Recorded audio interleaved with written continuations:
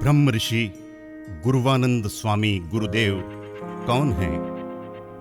गुरुदेव का परिचय देना हमारी क्षमताओं से परे है। वास्तव में इस प्रश्न का उत्तर तो मात्र गुरुदेव के पास है, क्योंकि गुरुदेव विश्व के कुछ गिने चुने उन महापुरुषों में से हैं जिनके पास इस यक्ष प्रश्न का उत्तर है कि मैं कौन हूं। हमने हमारी सीमित दृष्टि से गुरुदेव की असीमित क्षमताओं को देखा है, अनुभव किया है। दया, करुणा, सहजता और सरलता की प्रतिमूर्ति गुरुदेव इस युग के अत्यंत पूजनीय संतों में से एक हैं।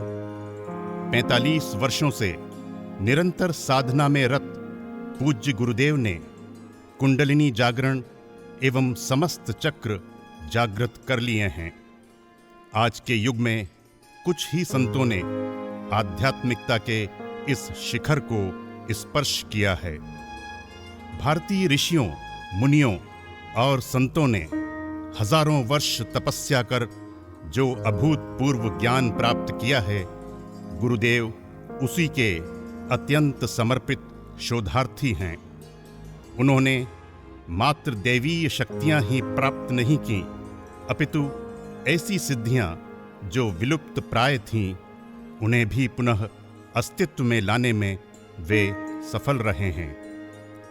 गुरुदेव संपूर्ण वैदिक साहित्य के ज्ञाता हैं। इसके अतिरिक्त वे जैन धर्म, बौद्ध धर्म, इस्लाम एवं ईसाई धर्म के भी प्रकांड विद्वान हैं।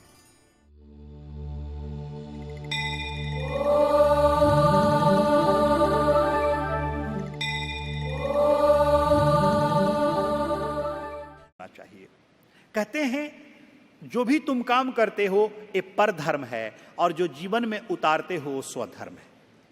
डूइंग एंड बीइंग भी तो तेरा जीवन है। You must be pure. Spiritual life भी हमारा सुंदर होना चाहिए।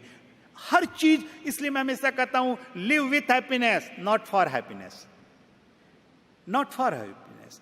तुम धर्म से जियो, धर्म के लिए नहीं। तुम खुशी से जियो, खुशी के लिए नहीं। We do not have any way to get happiness. Make happiness itself way to get everything. Happiness को ही रास्ता बनाओ उसको लेने का। जीवन को सुंदर बनाओ, पवित्र बनाओ, अच्छा बनाओ और जीवन इतना सुंदर कर लेना। और जानते हो ये लाइफ भी हमें हमेशा कंफ्यूज करता है, हमेशा कंफ्यूज करता है, जान लेना।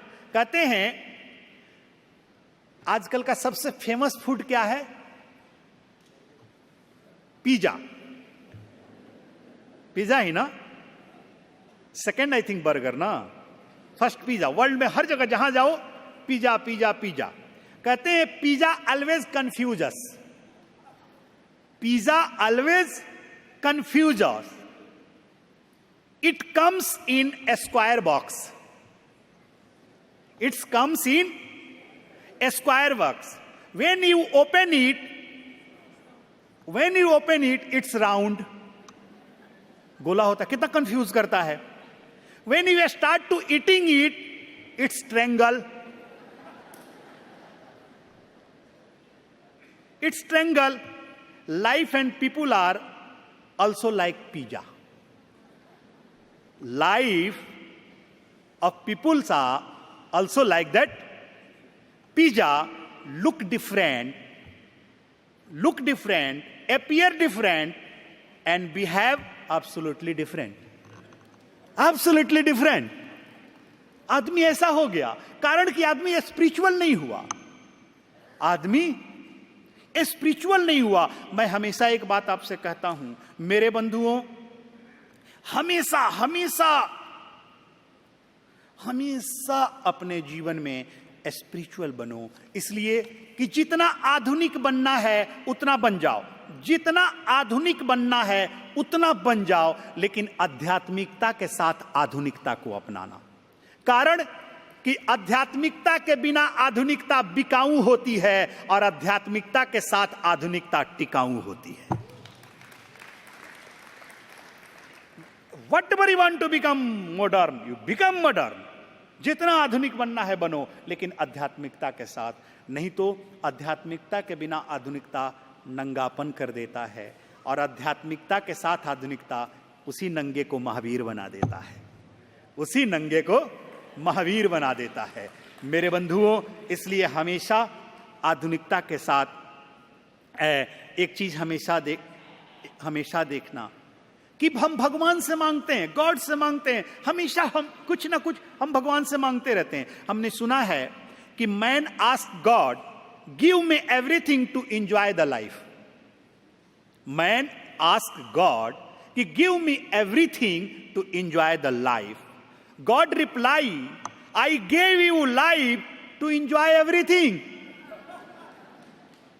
ओ stupid fellow, I gave you life to enjoy everything.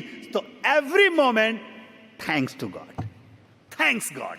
किसी भी मोमेंट में परमात्मा को धन्यवाद बोलना मत भूलो, इसलिए कि वो परमात्मा ने सब कुछ दिया है, ये जीवन दिया है, तभी तो तुम एवरीथिंग को एंजॉय कर सकते हो।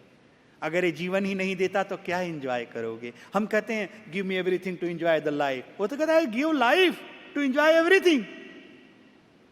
ये क्या कम है उसे धन्यवाद देने के लिए?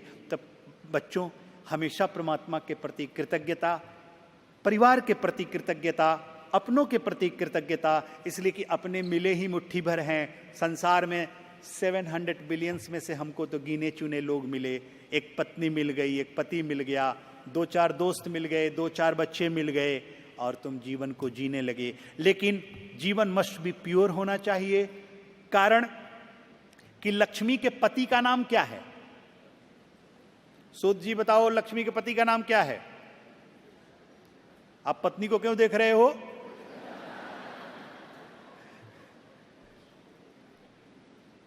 गुड। लक्ष्मी के पति का नाम विष्णु है। विष्णु का अर्थ क्या होता है जानते हो? आप बताएंगे। What is the meaning of Vishnu? हैं? भगवान।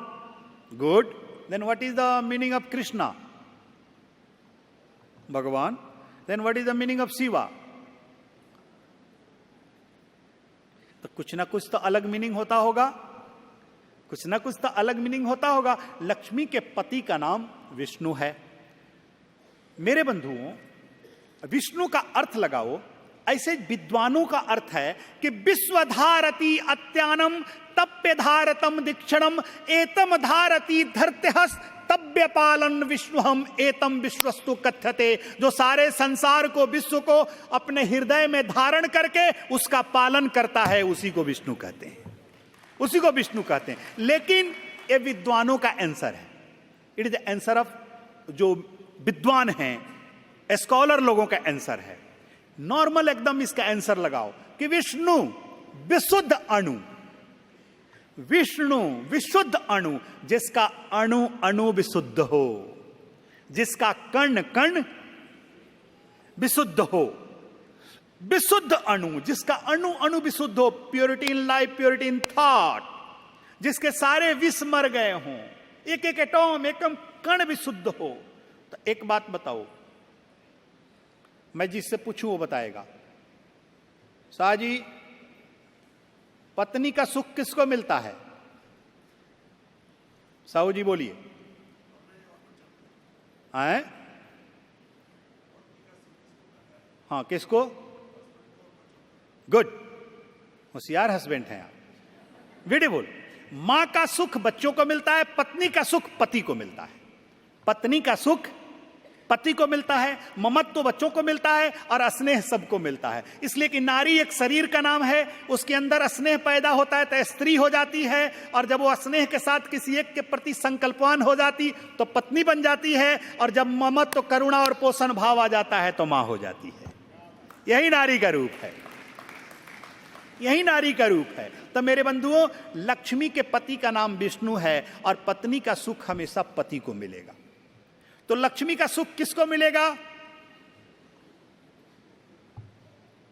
लक्ष्मी का सुख किसको मिलेगा? विष्णु को, रावण को नहीं मिलेगा। लक्ष्मी का सुख मिलेगा विष्णु को, रावण को नहीं मिलने वाला है लक्ष्मी का सुख। रावण देख लो, विष्णु को, लक्ष्मी को बंदी बना लिया, लेकिन छुट्टी तक कहां भाग गई? विष्णु के पीछे आ गई, इसलिए कि रावण का अणु अणु विशुद्ध नहीं था। तब मेरे बंधुओं, अगर तेरे भी घर में लक्ष्मी आ गई है, किसी रूप में लक्ष्मी, लक्ष्मी के अलग अलग रूप है, अगर अच्छी पत्नी आ गई, अच्छा नाम आ गया, अच्छा जस आ गया, अच्छा पावर आ गया, अच्छी प्रतिष्ठा आ गई, अच्छा धन आ गया, अच्छी किसी रूप में अगर विद्या आ गई, किसी रूप में अगर लक्ष्मी आ गई है, तो अपना जीवन विष्णु का बना लेना, अणु अणु विशुद्ध कर लेना, हमेशा लक्ष्मी सुख देती रहेगी। अगर विष्णु नहीं बने तो लक्ष्मी छोड़कर चली जाएगी, सुख नहीं देगी। अपना अणु अणु विशुद्ध, नहीं तो बहुतों को देखोगे 5-5 शुगर फैक्ट्री हो जाएगा और शुद्ध शुगर पेशेंट बन जाए, एक चिटकी शुगर नहीं खा पाएगा, कितना धन हो जाएगा और कुछ भी खाने के पहले डॉक्टर से पूछना पड़ेगा खाऊं कि नहीं, कारण कि उसका जीवन विष्णु का नहीं बना। तो अपने जीवन को, क्या शर्मा जी सुन रहे हैं, छोड़ दिया कि फिर से?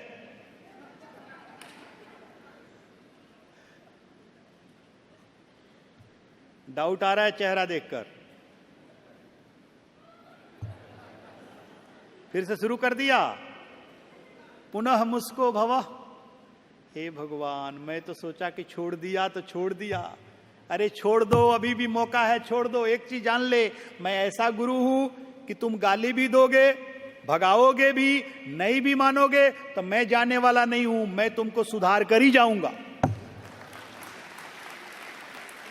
मैं हमेशा कहता हूं कि पैया पड़ा या नाक रगड़ा, अंगुली पर तो होके नचई बरसिया। कुछ भी करो, मैं नहीं छोड़ने वाला हूं। अरे तेरे सीने पर बैठकर मूंग दलूंगा, लेकिन दरूंगा, करवाऊंगा ही तुमसे मैं अच्छा काम। अब तो विष्णु बन जाओ बुढ़ापा में, हैं? अब तो बन जाओ कम से कम। मेरे बंधुओं, हमेशा जीवन में अपने जीवन को विष्णु बना लो। और जानते हो, गुरु तभी किसी से कुछ कहता है जब उससे उसको आशा होता है, वो देखता है कि यह आदमी कुछ कर सकता है, यह आदमी कुछ कर सकता है। जिंदा व्यक्ति से ही गुरु कुछ चाहता है, जो मर गया है उससे क्या चाहेगा? मुर्दे भी क्या खाक जीते हैं।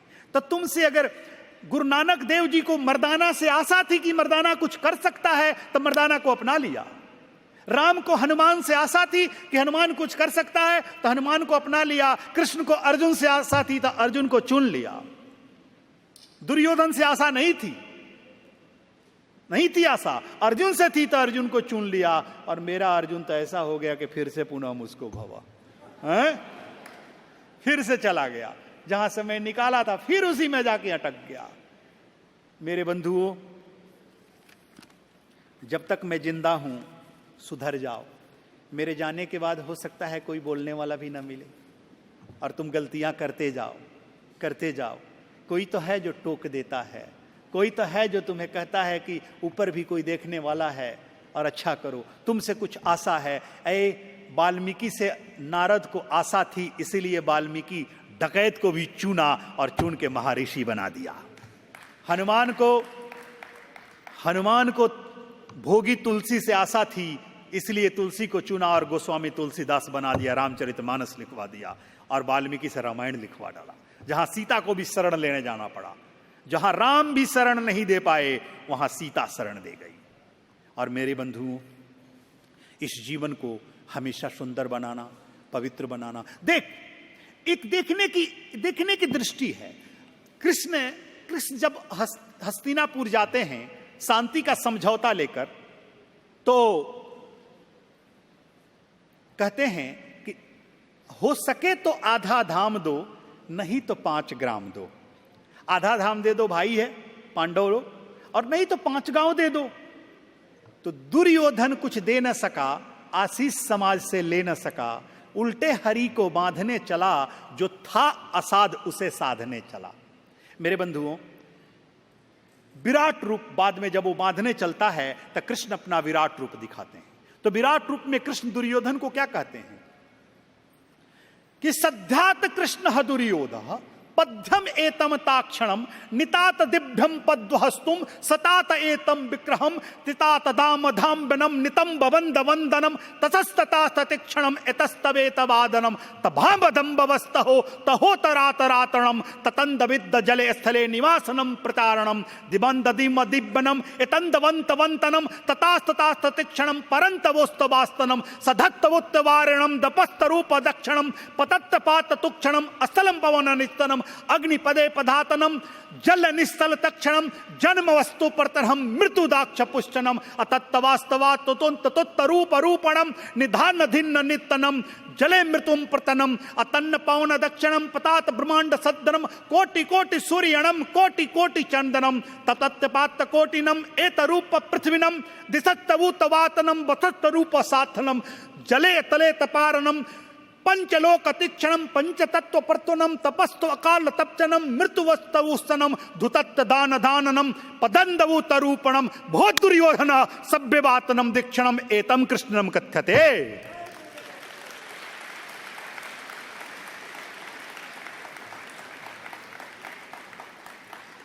बहुत दुर्योधनम, ए दुर्योधन तुम किसको बांधने आए हो? तुम किसकी बातें नहीं सुन रहे हो? देख तुम किसको बांधोगे? लोग हमी से जाते हैं, लौट हमी में आते हैं। हमसे ही लोग जन्म लेते हैं और मर करके मुझ में ही आ जाते हैं। मुझसे पृथ्वी शुरू होती है और तुम तो एक पृथ्वी की बात करते हो। मेरे अंदर तो 17,248 पृथ्वी है।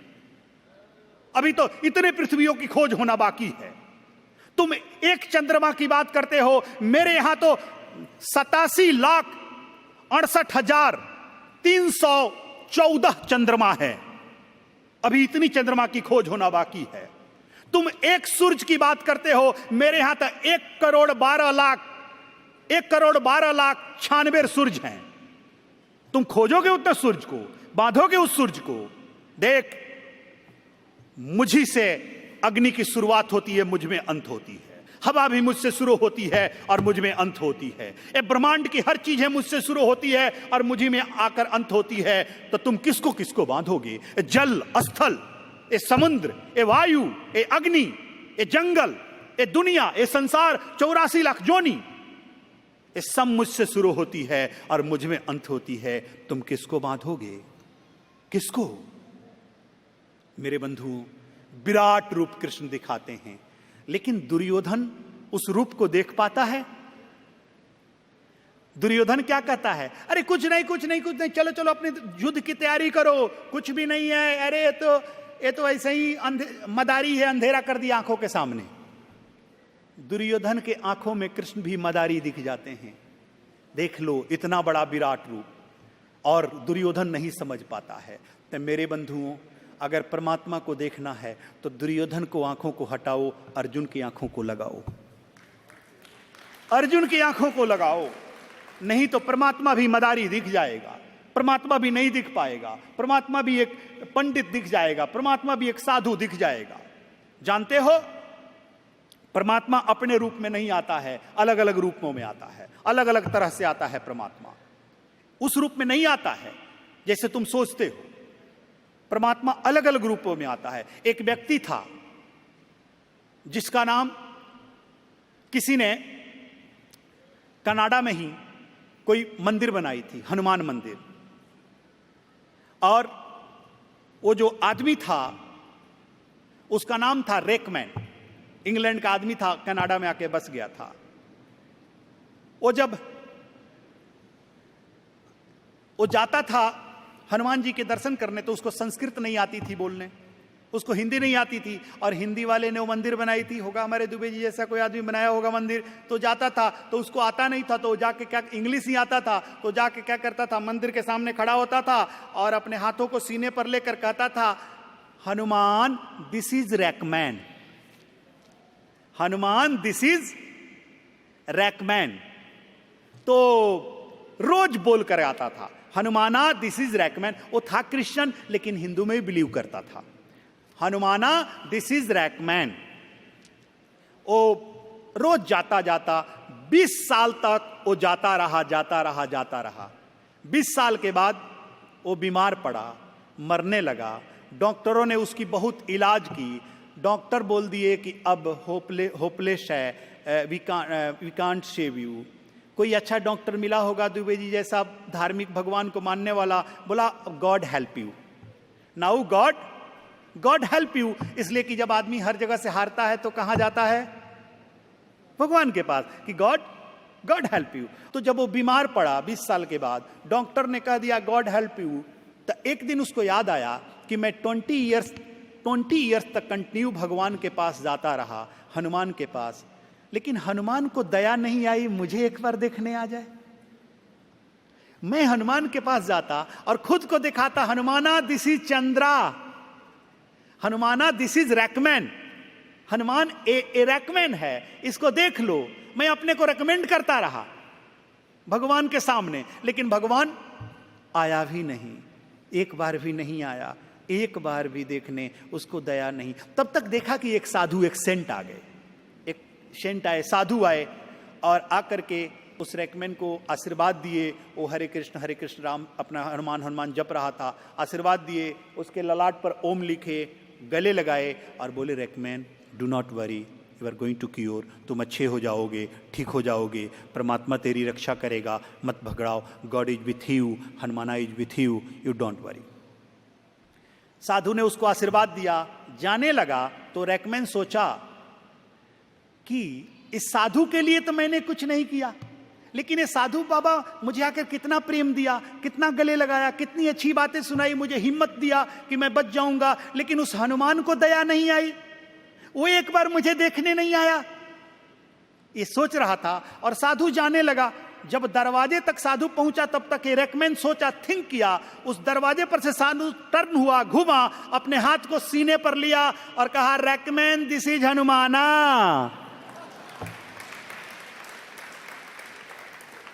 रेकमैन दिस इज हनुमाना।